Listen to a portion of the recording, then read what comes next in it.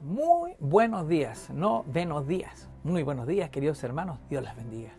Quiero compartir con ustedes hoy el mensaje de los tres ángeles. El mensaje de los tres ángeles representan responsabilidades nuevas e inéditas para el pueblo de Dios. Anuncian que el pueblo de Dios no solo debe predicar la conversión y la obediencia, sino también el regreso del Señor y la diferencia entre obedecer la ley de Dios y la ley de los hombres. Los tres mensajes son equivalentes al mensaje primitivo del diluvio. En la época de Noé, los que querían salvarse debían refugiarse en el arca. Sin embargo, el mundo se burló de Noé y de su familia y todos se perdieron a excepción de su familia, aquellos que entraron al arca. Los tres mensajes hablan de la preparación de los hijos de Dios, que debemos tener para estar en pie el día del regreso de nuestro Señor Jesús. No prestarles atención equivale a rechazar los fundamentos del Evangelio y terminar perdiéndonos para siempre, lo cual, sin duda, ninguno de nosotros quiere. El primer mensaje angélico. Quisiera invitarle a leer Apocalipsis 14 del verso 6 al verso 7. Para que el significado de este primer mensaje sea completamente claro para ti, para mí y para todos, quiero compartir con ustedes tal vez tres preguntas para que entendamos el mensaje del primer ángel. ¿Qué simboliza el primer ángel? El primer ángel representa un movimiento religioso, el remanente de Dios llevando el evangelio eterno al mundo. El ángel representa a los santos de Dios ocupados en la tarea de proclamar el evangelio eterno, especialmente los asuntos mencionados en el versículo que acabamos de leer, en un tiempo cuando la hora del juicio ha llegado, el verso 7. Note que menciona al ángel como volando en medio del cielo.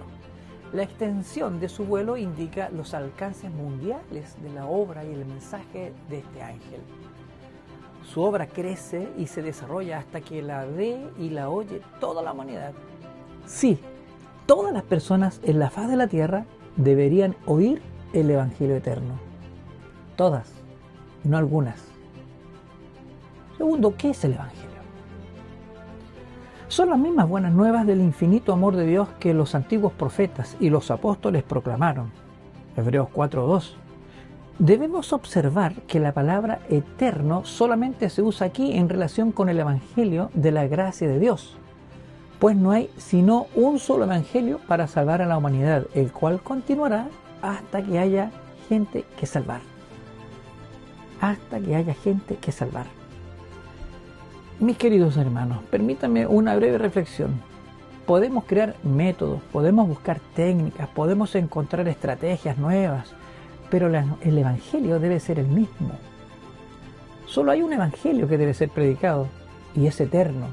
Por eso, no permitamos que nuestro deseo de innovar y crear nuevas voluntades de querer alcanzar grupos específicos de personas y en nuestro entusiasmo de conquistar nuevas fronteras nos lleven a querer inventar un evangelio nuevo, un contenido nuevo, un contenido más genial, más tangible, más actual, más relevante. Eso sería una tragedia. Pero sí, nuevos abordajes. ¿Cómo abordar todo aquello? ¿Un contenido nuevo? Nunca. Que Dios nos dé la gracia de continuar predicando el evangelio eterno. Eso no cambia. ¿Cuál es el propósito del mensaje de este primer ángel? El propósito es llamar al mundo al arrepentimiento. Y por eso el ángel dice, temed a Dios. Juan usa la palabra griega probeo. Y la usa aquí no en el sentido de tener miedo a Dios, sino de acercarse a Él con reverencia y respeto. Incluye el pensamiento de absoluta lealtad a Dios, en una sumisión completa a su voluntad. Si el tono de la predicación indica temer a Dios y darle gloria, es porque las personas no temen a Dios ni lo glorifican. Y por eso deben arrepentirse. El mensaje de temer a Dios es especialmente oportuno en el periodo representado por la predicación de este ángel, porque los hombres se han entregado a la adoración de los dioses del materialismo y el placer y muchos otros que se han inventado. Hay tantos, hoy día podríamos reflexionar en ello, pero no lo hacemos. El segundo mensaje angélico. Analicemos el mensaje del segundo ángel, que dice así, ha caído.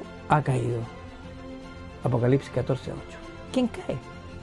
Cae el protestantismo cuando se aparta de la pureza y simplicidad del Evangelio eterno, de la justificación por la fe, que fue una vez el poderoso motor propulsor de la Reforma.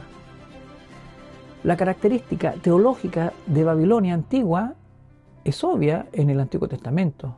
Constituía el archienemigo tanto de Israel como del Dios del pacto.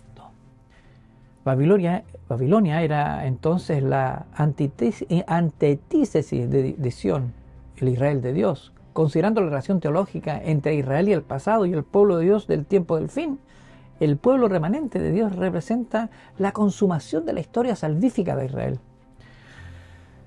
Por lo tanto, continúa extendiendo la misma enemistad entre Babilonia espiritual y el remanente del nuevo pacto. Ahora, ¿por qué cae? ¿Por qué cae? Cae porque rehusó atender el mensaje del primer ángel, el evangelio de la justificación por la fe. Muchos de los protestantes de la actualidad se desviaron de las grandes verdades de la Reforma y no continuaron el proceso de reforma para rescatar la doctrina bíblica. Así como la Babilonia antigua invadió la tierra de Israel, destruyó el templo y llevó al pueblo cautivo, así la Babilonia del tiempo del fin ataca y esclaviza la iglesia de Cristo, blasfema sobre el templo del nuevo pacto en el cielo y sustituye la intercesión de Cristo por un falso sistema de mediación y adoración. Apocalipsis 13 y 17. Babilonia es el archienemigo de los fieles seguidores de Cristo. Babilonia, tanto literal como espiritual, es reconocida hace mucho como una enemiga tradicional de la verdad y del pueblo de Dios. El uso del nombre en el Apocalipsis indica todas las organizaciones religiosas apóstatas y su liderazgo desde la antigüedad hasta el fin de los tiempos. Babilonia, eso simboliza. El ángel habla del vino. ¿Qué es ese vino? Pues bien, son enseñanzas bíblicas heréticas. La principal es la justificación por las obras. Son falsas enseñanzas religiosas y decretos. Es probable que la figura haya sido tomada de Jeremías 25:15, ya que en ese texto el profeta recibe la instrucción: toma de mi mano la copa del vino de este furor y da a beber de él a todas las naciones. Pero no es furia ni furor lo que Babilonia ofrece al dar vino a las naciones. Ella dice que el acto de tomar su vino dará paz a las naciones, pero eso acarrea la ira de Dios sobre los seres humanos. El tercer mensaje angélico, por lo menos hay tres elementos importantes en el tercer mensaje. Vamos a tratar de entenderlos, tratemos de entenderlo en forma de preguntas. Apocalipsis 14, del 9 al 12. Primero, ¿qué es la imagen de la bestia? Primera pregunta, ¿qué es la imagen de la bestia? La imagen de la bestia representa la forma de religión apóstata que se desarrollará cuando las iglesias se unan con el Estado a fin de imponer sus enseñanzas a la gente. ¿Y por qué se unirán? Porque perdieron el verdadero espíritu de la Reforma. Segunda pregunta, ¿qué proclama el tercer mensaje? Proclama la advertencia más solemne y atemorizante de la Biblia. La más terrible amenaza alguna vez dirigida a los mortales está contenida en el tercer mensaje angélico. Este debe ser un pecado terrible que atrae la ira de Dios sin mezcla de misericordia. Los hombres no deben permanecer en tinieblas acerca de este importante asunto. Nadie debe permanecer en tinieblas. La advertencia contra un pecado así debe darse al mundo antes de que lleguen los juicios de Dios, para que todos puedan saber por qué esos juicios serán infligidos y tengan la oportunidad de escapar. La gente tiene que tener la oportunidad, pero es su responsabilidad y la mía. Tercero, ¿cuál es el foco del tercer mensaje?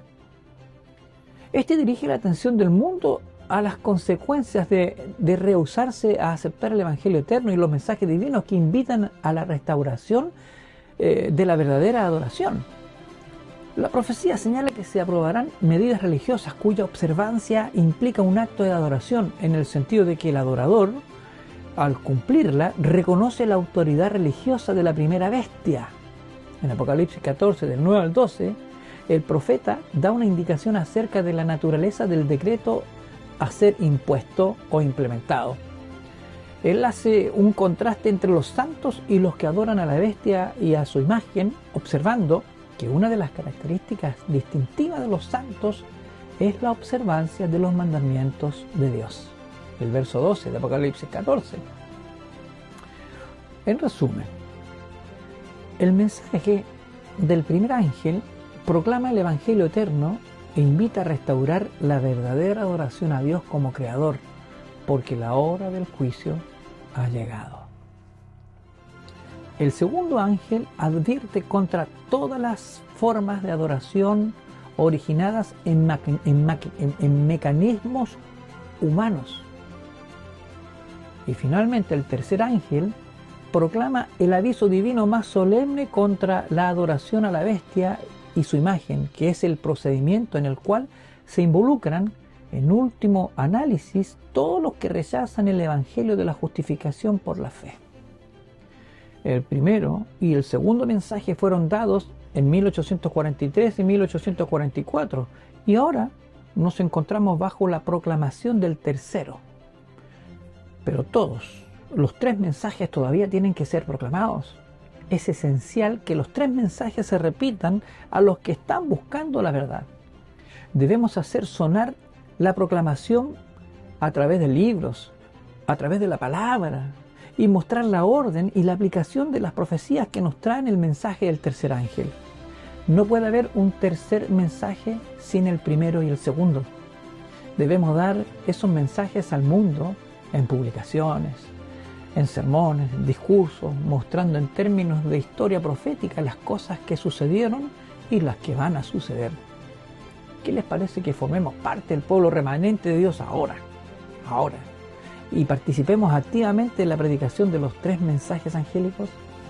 Quiero invitarles para que podamos ser parte de este mensaje.